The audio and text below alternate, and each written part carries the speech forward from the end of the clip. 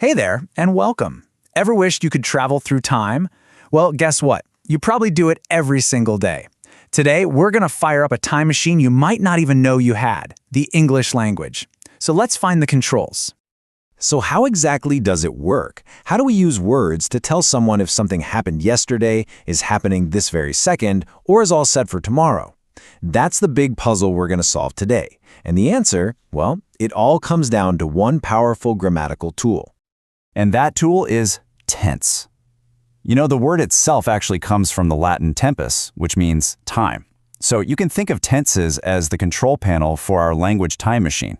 They're not just some dusty old grammar rules. They are the specific settings we use to tell our listeners exactly when an action is taking place. Okay, so first things first, let's dial our time machine to right now. The thing is, the present isn't just one single moment. It's a little more complex than that.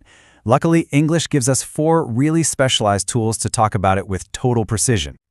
First up, we've got this simple present. Think of this as your scheduler. It handles all the things that are fixed and reliable. We use it for habits and routines like, he often speaks in French. We use it for general truths that nobody can argue with, like, the sun sets from the west. And we even use it for future events that are locked into a schedule, like a flight. It's for the constants in our lives. Next, let's look at the present continuous. This is your live reporter. This tense is all about action that's in progress. It could be something happening at this very second, like you are learning English now, or it might be for a more general temporary situation, like I am reading the book Tom Sawyer these days. We even use it for definite plans in the near future. It's all about what's going on right now. Now for a really interesting one, a tense that actually bridges 2 different points in time, the present perfect. We're calling it our connector. Its whole job is to link something that happened in the past to the present moment. We use it all the time to talk about life experiences, like saying, I have been to France 3 times.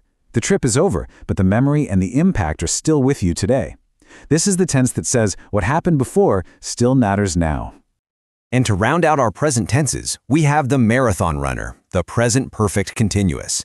This tense is all about duration. It's laser-focused on answering the question, how long has this been going on? An action started in the past and is still going. For example, they have been talking for the last 2 hours. It really emphasizes the process, the ongoing effort. All right, time to grab that dial and turn it back to the past. This is where we get to be storytellers. Because to tell a really good story, you need the right tools to describe what happened, when it happened, and in what order. Our main tool here is the simple past. Let's call it the historian. It's super straightforward. It reports actions that started and finished in the past. Period. Done. Over. Whether it's a single event, like Jack ate durian yesterday, or a whole sequence of events, this is your go-to for things that are done and dusted. But what if you want to be a bit more cinematic? That's where the past continuous comes in. Think of this tense as the filmmaker. It doesn't just tell you what happened, it sets the scene. It describes a background action that was in progress when something else, the main event, popped up. For instance, Miss Nicola was recording a lecture. See, that's the scene. When she got a call. And that's the interruption, the main event that changes things. And this is where you can really see the magic, right? He read a book is a complete story. It's the main event. But he was reading a book. Suddenly you're leaning in, waiting for what happens next. The simple past gives you the fact. The past continuous gives you the atmosphere. It's the difference between a headline and a movie scene. Okay, so what if things get a little more complicated? What if you need to talk about something in the past that happened before another thing in the past? Well, that's exactly what the past perfect is for. We call it the backstory teller. Just look at this timeline. My arrival is in the past, right? 8:45. But the meeting starting is in the deeper past at 8:30. The past perfect, saying it had already started, is the only way to make that time sequence perfectly clear. It's essential for good storytelling. And finally, for the past, we have the long backstory teller. You can probably guess its job, right? Just like its cousin in the present tense, the past perfect continuous is all about duration. It tells us about a long action that was happening in that deeper past, right before something else interrupted it. For example, the boys had been playing football for an hour when it started raining. The playing is the long backstory. The rain is the main event that interrupted it.